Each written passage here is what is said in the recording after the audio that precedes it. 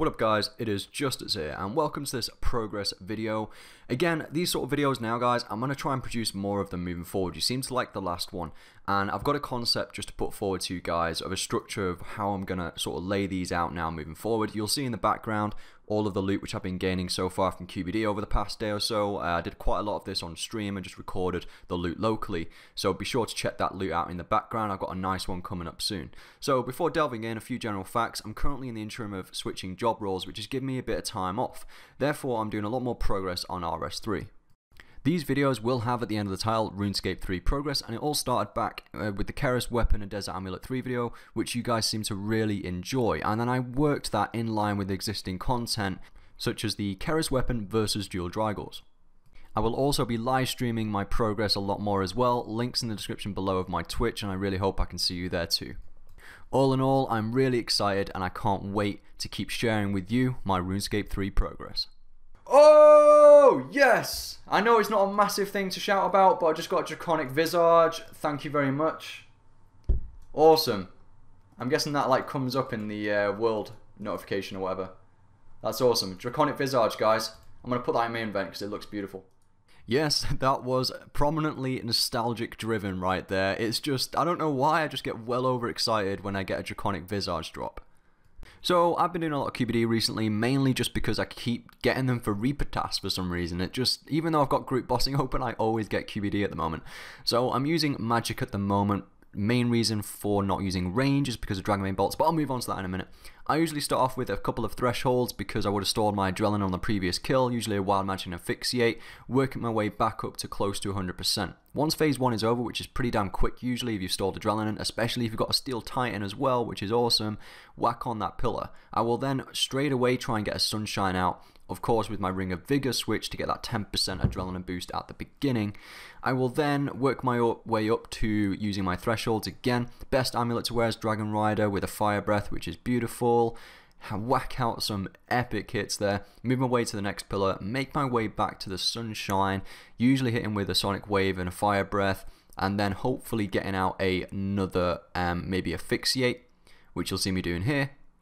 And it's really important to make sure you're targeting QBD. The chain ability works quite well here because if you've got the Touch of Souls near QBD, it will obviously damage both of them, which is kind of helpful, especially when you've got a couple of them on you. You can also run through the fire waves, or you can just stand there and tank them, which is what I tend to do because the Soul Split just seems to heal up anyway. And then the last phase, basically you just completely smash out those thresholds and you should have it done pretty damn quick. It's all about your ability rotations and how comfortable you are with them, but I tend to get around 1 minute 35 second kills when I'm at the QBD using a magic setup. I then decided to do a comparison and use some range because people were saying range is much better, even though I don't have Dragonbane bolts at the moment. Also, because I haven't ever used ranged here at QBD, this is one of my first kills here using range, I had to get used to the ability rotations. Within phase 1, it's always important to get a rapid fire out in my eyes because it seems to get it over pretty damn quick. I then use the tactic of moving over towards the pillar earlier on rather than using a ultimate ability right near the first pillar. So I charged up to 100% and then used a Death Swiftness with an adrenaline pot. I also had Summoning Flask here so I could use my Steel Titan a lot more, and then I just whacked out a couple of thresholds. A snapshot hit massively, a 5.1k there or something, and a 4.2, I couldn't quite see it there, but it was pretty damn big. I then worked my way up to a rapid fire, which just seemed to get the phase done absolutely rapidly, as in the name of the ability. Literally, QBD couldn't even heal off the Touch of Souls, I killed it that quick. Then moved over to the third pillar, got into the final phase and hit a snapshot off and a bombardment, and then just started whacking out basics to build up to a rapid fire again, rapid fired it down, and then it's completely over. I didn't even use the ability of tendrils. A lot of the time using tendrils here can be risky, but if you've got high life points it is worth using that ability because the damage output on that ability is absolutely huge. A drawback of using range here, which I found, is that you take a lot more incoming damage, but with the right ability rotation I was getting closer to my kill speeds with magic, but I do prefer magic setup just because my ability rotation is a lot more on point, and also because the speed kills just seem more consistent. So I decided to go QBD in level 70 gear for some bizarre reason, and the challenge just kept getting harder and harder. I was live streaming all of this and the Twitch chat was just going crazy, asking me to try out different setups, and someone came up with a great idea of using Super Guthix potions. So if you are using low gear, Super Guthix potions are fantastic. They are an alternative to using adrenaline potions if you haven't got the herbal level to make those. You can buy these from the Grand Exchange. They heal 500 life points per dose and they give 15% adrenaline, and it also restores 15% of your run energy. I'm not quite sure why you'd need run energy on RS3, but still. Tried out a few different gear setups just to see what sort of low end options there are out there for players, and I used a crystal bow as well, managed a couple of kills, but then it all went wrong with a time stop. That is not good, guys.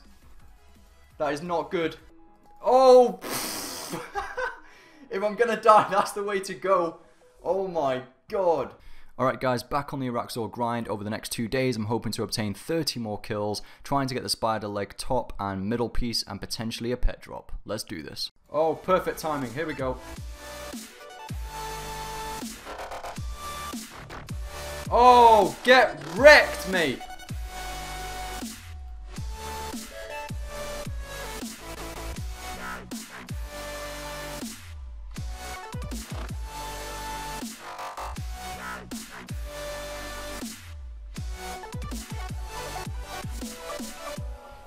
That was a nice, very smooth phase 4 once again, because I want to make sure I get it right. Who called battle staffs? Okay, yeah guys, so if you're wondering why I'm using an offhand Excalibur right now, it's because I forgot my OH dry gore, so I am using the Excalibur again, but as you know from my one Siphon Blood phase, the offhand Excalibur is OP! Holy shit. Oh, here we go. Oh, here we go. The crits.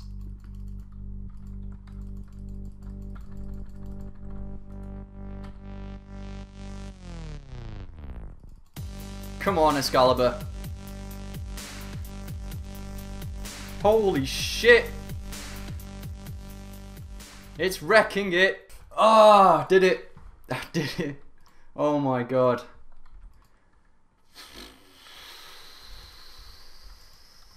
Seriously, I was panicking there. That didn't go as smooth as I wanted it to, but I knew it was going to be a struggle from the start. Look at that little dainty Excalibur there. You did me proud, man. Alright, in for the drop now. Let's go. 8 magic seeds. Who called it? Wow, the one thing that no one called. 2 Serenic Scales. I really want that final boss title. Like, so much. I'm just going to have a look at how many points. I've got 166 points. Incomplete Hydrix costs 300, so I need to do some more Reaper tasks for the next week, and I should be able to build up to be able to get the current points to be able to buy another Hydrix, and then I'll buy myself an Amulet of Souls back and make it from scratch again. But yeah, I got about 7 million Dungeon XP over the bonus Game Blast 15 weekend, so I want to go and get myself a farsight blood necklace to use QBD with range once I finally do get my Dragonbane bolts, and also to use range Araxxor, which is a bit more chilled out, especially when Path 1's open. Okay, so my plan right now is I'm going to go for 2 Delve into Demonheim floors for my daily challenge, and I'll do whatever more floors I need to do. I need about 200k experience in Dungeoneering. It's not that much. I should be able to get this fairly easily. And then I will buy myself a Chaotic Remnant, which is 100k tokens, change that into a Farsight range amulet, put a Blood Neck Shard onto that and attach it, and then have 44 range bonus and get nice heals as well on non-reflect immune bosses. Okay, anyone who wants to go sinkholes, let's go right now. We're going to do quick sinkholes. Oh yeah, I've got a clone card. I've got a clone card. I have no idea what this means, but okay, we'll see. Oh, I thought I was last. Okay, I'm okay. I wasn't last yet.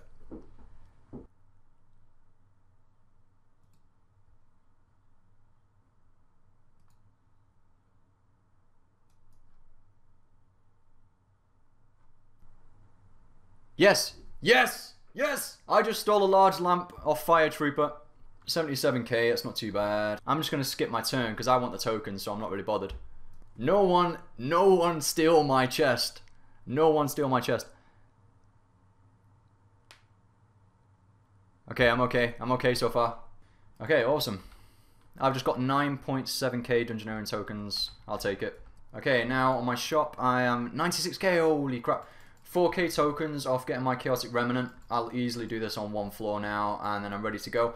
Ended, guys. Here we go. 85k XP, pretty decent to be honest. Thanks guys, whoever was in that dungeon. Thanks Sylph, Lef, Ayato and Julian. Thank you mate, much appreciated for getting that done really quickly. Absolutely awesome. I might give something back by doing a PVM session later on with followers. So yeah guys, the idea here, basically I've just done some dungeons now. I've got 104k tokens, so I'm going to buy my Remnant Shard, attach it to a Blood Shard as well and a Murmur. And that will make it into a Farsight Blood Necklace. That will mean I'll have a Brawler's Blood Necklace for meleeing, which only has 2 less strength bonus than a Amulet of Souls, and it's really nice for the extra heals at, let's say, Araxxor when Path 1's open, or any God Wars dungeon bosses. I'll have a Farsight Brawler's Necklace, which would be great for QBDing, and again, Araxxor with range. And then I've got my Dragon Rider for when I use Mage, and I will start working on Reaper tasks again over the next week to try and get my second Amulet of Souls from scratch and hope to actually keep it this time, and then I'll have pretty much a massive elite epic selection of amulets in my bank for PVM. Alright, so I'm just going to buy the Blood Shard right now. Let's see how much this baby is.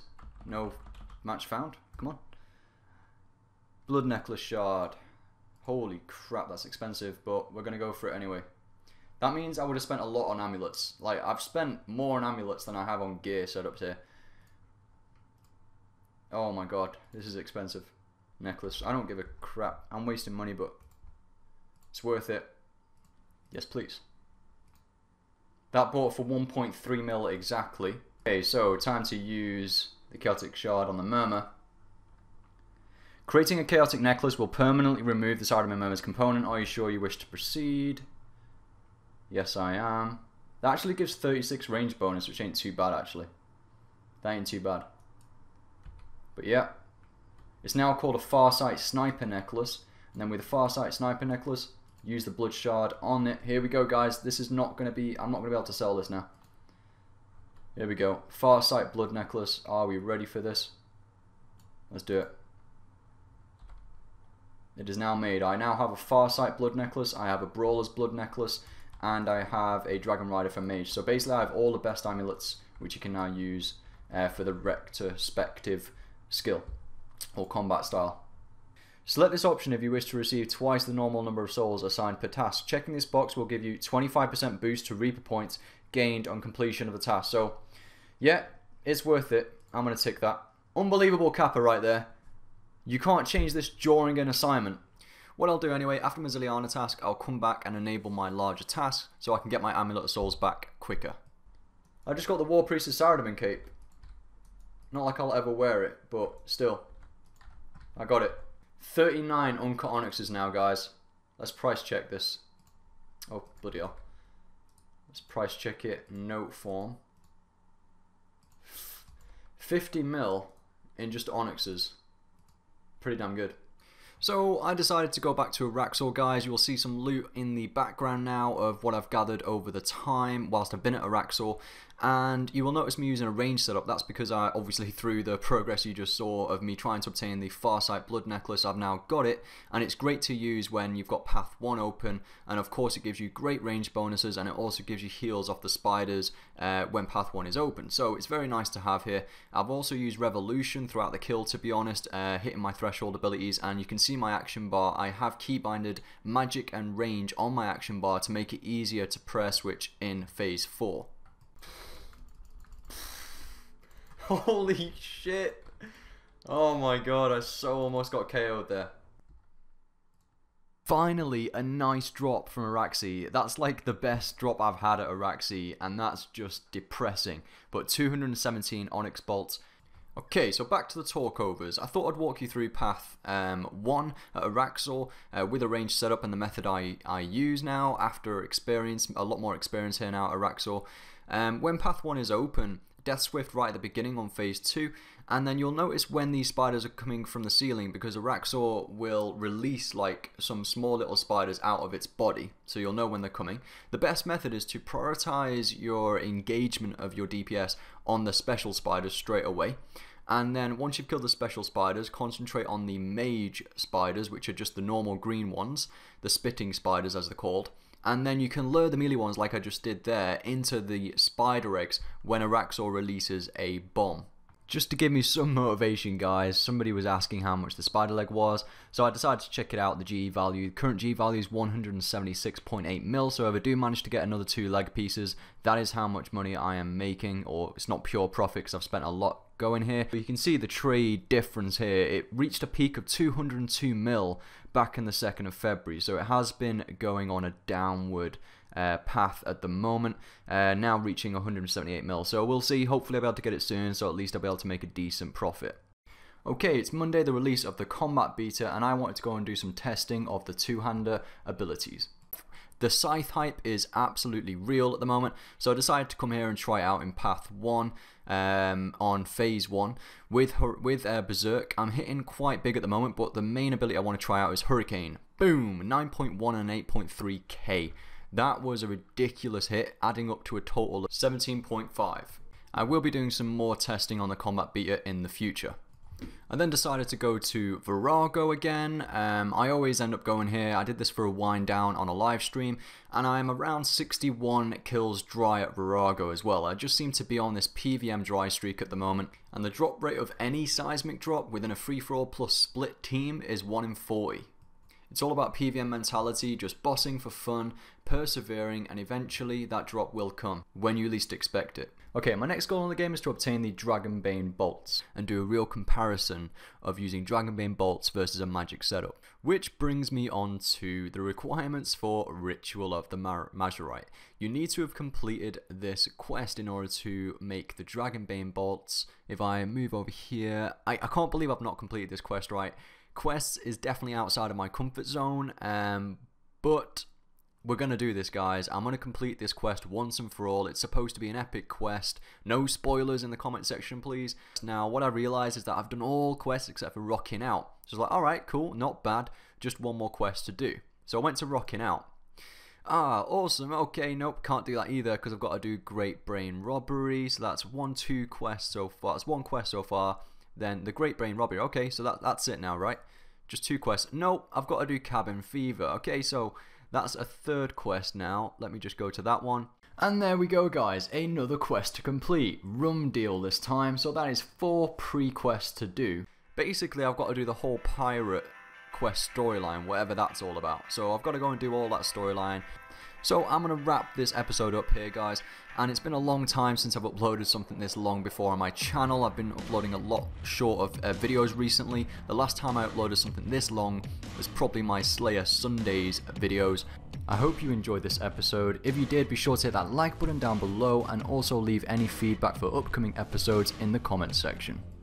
And yeah, good luck on your PVM trips, and I'll see you in my next episode where I'll be grinding out to obtain those Dragonbane bolts, using them at the QBD, and also carrying on with my Araxxor hunt.